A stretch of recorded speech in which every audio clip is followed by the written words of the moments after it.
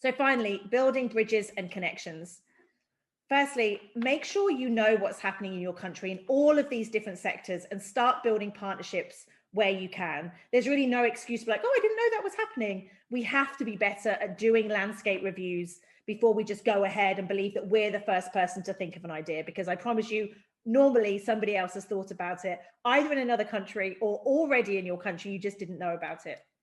Secondly, think about where health misinformation is different and where there are important lessons that can be learned from other types of misinformation. So yes, there is a very specific set of characteristics for health misinformation, and the way that we tackle health misinformation is going to require specific ideas and solutions and interventions. But at the same time, there is a lot to be learned, as I've really tried to stress, from other types of misinformation.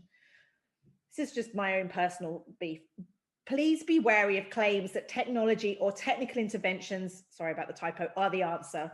I cannot tell you the amount of people that have told me that blockchain is the answer, artificial intelligence is the answer, they've got a dashboard that's going to solve all the problems, they've got an app that's going to solve all the problems.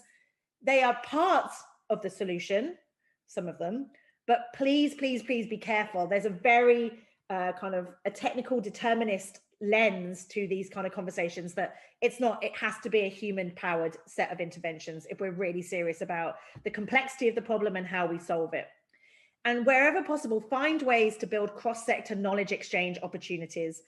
As humans, we're really bad at this. We sit in our silos, we sit in our communities, our discussion forums, and that's why this training is so magical, because there are so many of you coming from very different sectors. We need many more examples like this if we're going to learn from one another.